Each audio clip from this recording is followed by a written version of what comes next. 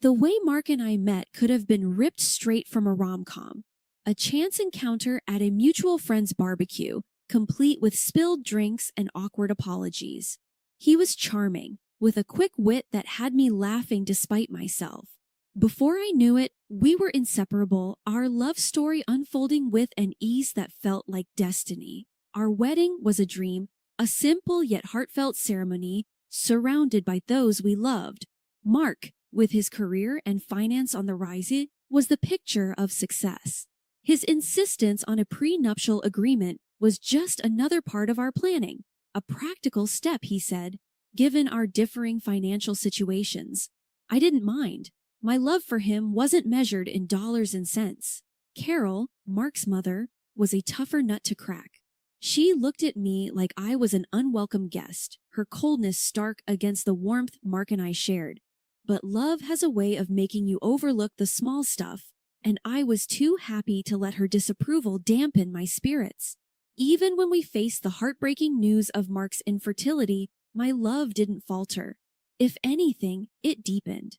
I threw myself into making our house a home, filling it with warmth and love, buying appliances and furniture with my own savings to create a cozy nest for us. But as the years passed, the warmth between us cooled, replaced by a chill I couldn't shake. Mark's demands grew, his once loving requests turning into cold commands. "Make sure breakfast is on the table before I leave, Jenna," he'd say, his voice void of the affection that used to lace his every word. "Dinner has to be fresh, no matter how late I worked," he'd demand, as if my job at the Department of Health and Human Services was just a hobby compared to his high-flying career. I'd wake before dawn, bleary-eyed but determined to cook his breakfast, then rush home after a long day's work, racing against the clock to whip up a gourmet meal that might bring back the husband I once knew. But it was never enough. He took my efforts for granted, never once uttering a thank you, only reminding me that I should be grateful for the roof over my head. His roof, our conversations once filled with laughter and shared dreams, now were battlegrounds, his words cutting deeper each time. "This is my house, Jenna. Don't forget that." He'd snap whenever I dared to suggest anything might be amiss. Each day as I moved through our home, touching the pieces of our life I'd built with love and care, a thought began to take root in my mind. What if I were alone? The idea, once unthinkable, now felt like a bomb. My love for Mark had been replaced by a weary resignation, worn down by his indifference and coldness. One evening, as I sat at the kitchen table staring at the empty chair across from me, the realization hit me hard. I no longer recognized the man I had married, nor did I see the woman I had become in his reflection. The love that had once been my guiding light had faded, leaving behind a longing for peace, for a life where my efforts were seen, my presence valued. As I turned off the lights and headed to bed, the silence of the house a stark reminder of the distance between us. I couldn't help but wonder, would I be better off alone? The thought was a whisper in the dark, a question I wasn't quite ready to answer. But with each passing day, the whisper grew louder, a call to find myself again, to reclaim the life and love I deserved. Lately, it's like I'm living with a stranger, not the man I married. Mark's been on my case for everything. The house not being spotless, the dinners being too repetitive. It's like nothing I do is ever enough. I've been finding solace in solo trips to the mall, picking out new furniture and gadgets for our home, trying to fill the void with material things. But even that joy is fleeting when I come home to his coldness. It hit me hard when I realized Mark hadn't put a single penny into our joint account for months. All the expenses, the mortgage, utilities, groceries, have been coming out of my paycheck. So, one evening, I decided it was time to confront him. I waited until he was settled in his armchair, flipping through the channels, and I brought it up, trying to keep my voice steady. "Mark, we need to talk about the finances. You haven't contributed to the joint account in months. I've been covering everything," I said, hoping for some understanding. maybe even an apology. He barely glanced at me, his eyes still on the TV. And it's my house. You're just living in it. Why should I pay for your keep? He shot back, his words sharp as knives. I couldn't believe what I was hearing. Your keep, Mark? I'm your wife, not some tenant.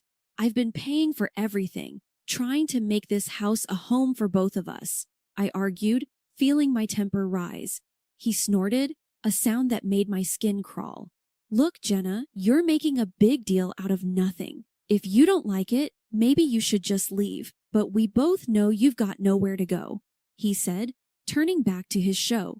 I was seething, hurt, and angry, but before I could respond, his phone rang. It was his mother, Carol. She started in on me. Jenna, you need to stop this nonsense and start showing some gratitude. Mark's been too good to you, and here you are acting like a freeloader. Carol's voice was like a slap in the face. I was so shocked I barely managed to grab the phone and hang up. I can't believe you and your mother calling me a freeloader in my own home, I said, my voice shaking with emotion. Mark just shrugged, unfazed. Well, if the shoe fits. That night, I lay in bed, staring at the ceiling, feeling more alone than ever. The thought of divorce crept into my mind again, more persistent this time. But where would I go? I had no apartment, no real savings of my own.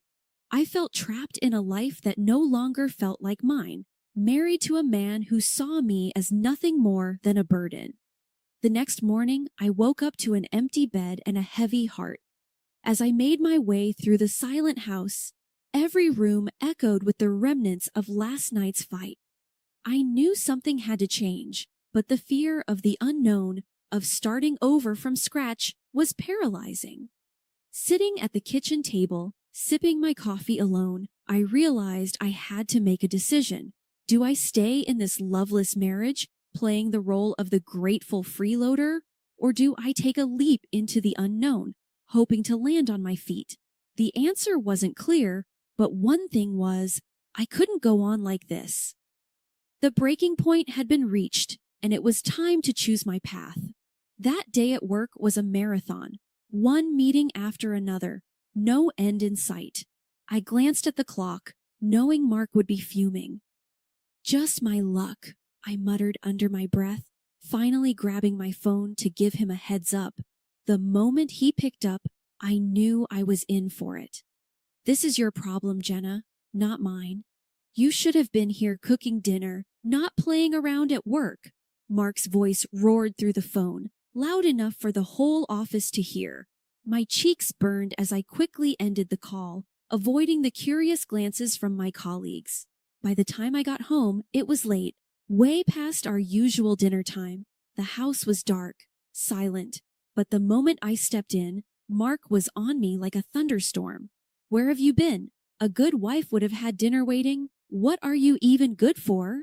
His words were like daggers, each one slicing through the last bit of patience I had. I was tired, emotionally drained. Mark, I had to work. You know how important this project is. I tried to explain, but it was like talking to a wall. A bad wife and a terrible hostess. That's what you are, he continued, his voice reaching a pitch I'd never heard before. You know what? I've had enough. Pack your things and get out of my house, he said as he shoved the divorce papers into my hands. You'll be homeless without me, he said with a cruel laugh. Something inside me snapped. All the years of bending backward for him, trying to be the perfect wife, vanished. Living in a shelter would be better than enduring one more day with you. I shot back, my voice steadier than I felt. Without another word, I signed the papers, my hand not shaking even a bit. I packed my things into a suitcase, the weight of my decision settling in as I looked around the house, our house. It no longer felt like home. It was just a building filled with broken promises and shattered dreams. I booked a room at a nearby hotel, a temporary refuge from the storm. Lying in the unfamiliar bed, I realized this was the first night in years I didn't have to worry about what Mark wanted for dinner or if the house was clean to his standards. It was just me, and strangely, it felt like a weight had been lifted. The decision to leave was hard, maybe the hardest I've ever made, but as I drifted off to sleep, a part of me felt excited for what the future might hold. For the first time in a long time, I was in charge of my own destiny, no longer tied to someone who saw me as less than. After the whirlwind of leaving Mark and finding myself in a hotel room, the reality of my situation began to sink in. It wasn't long before I got a call that would have once sent me spiraling. It was Carol, Mark's mom, her voice dripping with something like glee. "Jenna, dear," she practically sang into the phone. "I just heard the wonderful news. My boy has finally come to his senses and divorced you. I'm popping champagne tonight. It's a celebration, dear. He made a huge mistake marrying you, and now it's corrected." Her words, meant to wound, barely scratched the surface. I was past caring what Carol thought. "Time will tell, Carol. Time will tell," I replied calmly, a sense of detachment washing over me. I hung up, a small smile playing on my lips. For the first time in years, her barbs couldn't touch me. A week of navigating through my new reality had passed when I decided to open up to my boss about everything. The burden of pretending everything was fine was too heavy to bear alone. I expected sympathy, maybe some understanding, but what I got was a lifeline. "Jenna, I'm so sorry you're going through this, but there might be something that can help," she said, her tone shifting from comfort to businesslike. "There's a municipal housing program designed for situations like yours. It offers affordable housing solutions to those in need. I think you should apply. I'll help you." Her offer was a beacon of hope in the overwhelming darkness. With her guidance, I applied for the program, and to my surprise, I was accepted. The relief was immediate. It was like I could finally breathe again. Now I'm renting a small apartment, modest but mine. It's quiet, peaceful, a stark contrast to the life I left behind. There's no need to tiptoe around in the mornings. No ungrateful husband to cook for or clean up after. It's just me, and it feels liberating. Sitting in my new living room, surrounded by boxes yet to be unpacked, I couldn't help but reflect on the journey that led me here. It's been tough, filled with moments of doubt and fear, but also moments of unexpected kindness and newfound strength. For the first time in a long time, I'm excited about the future. I've got a blank canvas in front of me, and I'm ready to start painting a new life, one where my happiness doesn't depend on anyone else. It's a new beginning, and I'm here for it, ready to see where this next chapter takes me. It had been a quiet few months since I started over, finding peace in the simple routines of my new life. Then one afternoon, as I was enjoying a rare moment of calm, my phone erupted into a cacophony of rings. The screen flashed a name I hadn't seen in ages. Carol, my ex-mother-in-law. My heart sank. Why now? Bracing myself, I answered, "Hello? Jenna, you need to come back to Mark this instant." Carol's voice screeched through the speaker, so loud I had to pull the phone away from my ear. I sighed. Carol, why would I ever do that? The question was rhetorical, more for myself than for her. Because he's in trouble, that's why. That fool of a son of mine bought shares years back, took out loans, and now he's up to his neck in debt. It's a disaster, and you need to help him sort it out. Her voice was a mix of anger and desperation. I couldn't help but laugh, not out of amusement, but sheer disbelief. Help him, Carol. Do you remember the prenup, the one Mark was so eager to have? It says clearly that I'm not responsible for his debts. And let's not forget, we're divorced. His financial mess isn't my problem. There was a sharp intake of breath on the other end. Ungrateful girl. After everything we've done for you, you're just going to abandon him. Her tone was accusatory, as if I had committed a grave sin. Everything you've done, Carol.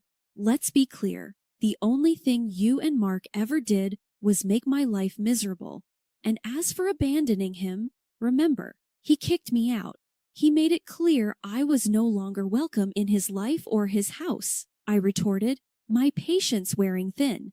You'll regret this, Jenna. You think you're better off without him, but you're making a huge mistake, she spat out, her voice venomous. I took a deep breath, finding a calm I didn't know I had. Carol, I've spent too much of my life living in regret and fear because of you and Mark. I'm done. Mark's debts are his own doing. It's time he learns to deal with his own mess. I'm moving on with my life. Goodbye, Carol, I said, ending the call. A sense of finality washed over me.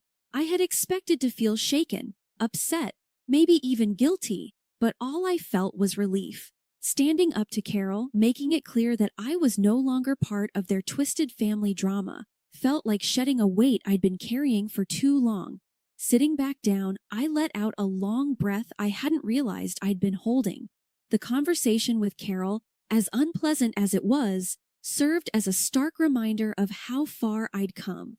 I had fought hard for my independence, my peace, and no amount of guilt-tripping could drag me back into that chaos. For the first time in what felt like forever, I felt truly free. Free from the expectations, the criticisms, the endless cycle of trying to please people who would never see my worth. I had found my strength, my voice, and I wasn't going to let anyone take that away from me again. As I looked around my small apartment, a sense of pride filled me. This was my space, my sanctuary, and my new beginning. I had survived the storm and come out stronger on the other side. And no call, no matter how unexpected or unwelcome, could change that. The next morning, I woke up with a resolve as clear as day. It was time to reclaim what was mine.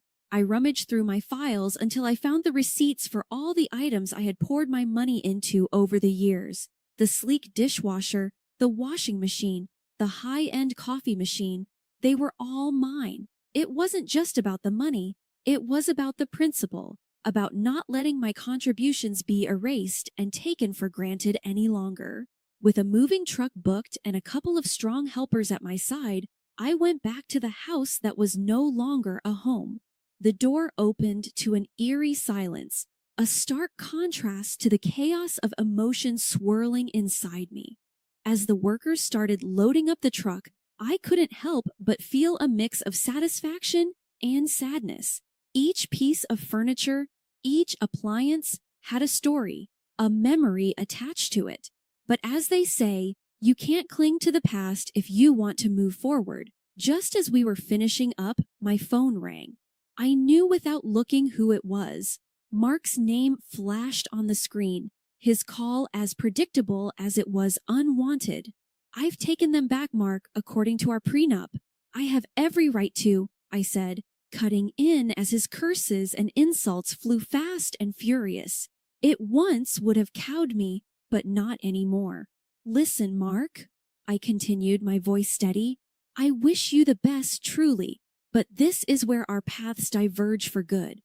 And with that, I hung up and blocked his number, a symbolic gesture of cutting the final tie that bound me to a life that no longer served me. As the moving truck drove away, my heart felt lighter than it had in years. This wasn't just about reclaiming my possessions, it was about reclaiming my life, my independence, and my self-worth.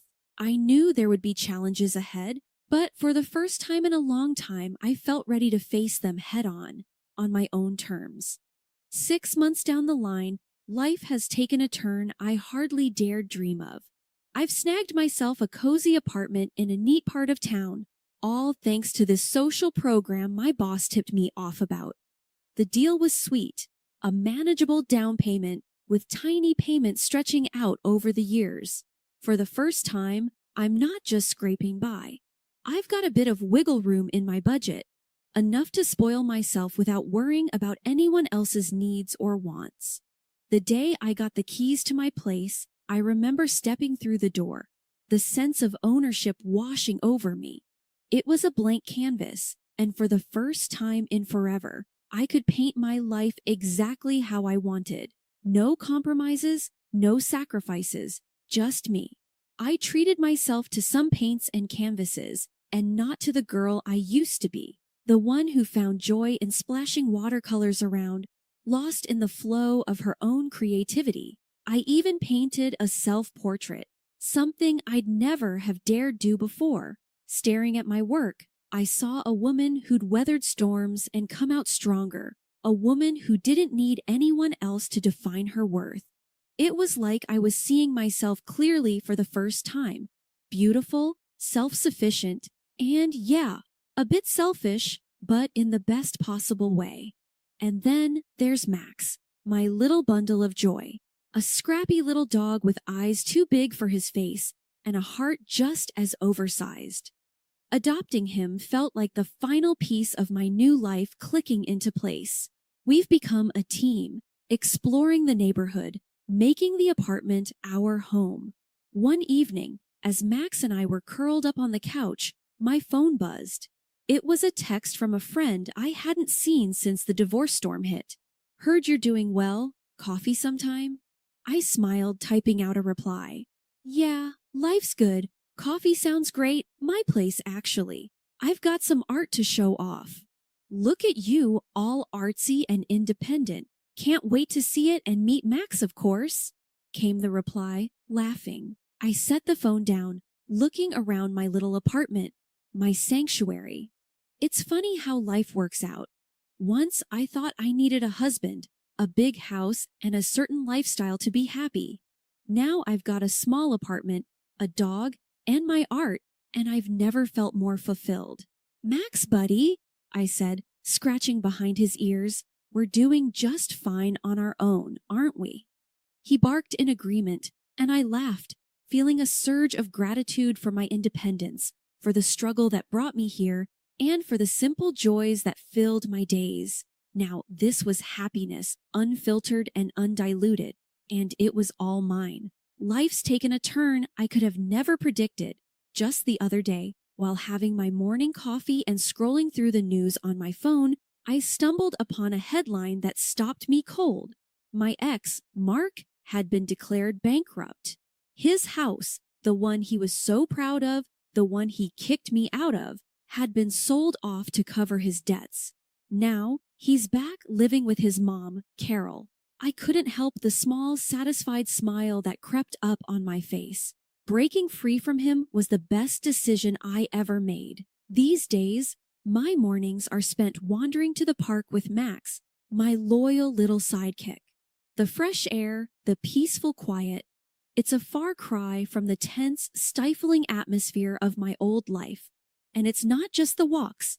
I found a new passion that's breathed life into my world. Painting. I joined the local amateur artist club on a whim, thinking it'd be a casual hobby. But it quickly grew into something more. I started exhibiting my paintings at local shows, the vibrant colors and bold strokes a reflection of my newfound freedom and joy. At one of these exhibitions, my path crossed with someone unexpected. I was standing beside one of my pieces, a watercolor that I felt particularly proud of, when a man approached. He studied the painting with an intensity that made me curious. "That's quite beautiful," he said, nodding towards the canvas. "Did you paint this?"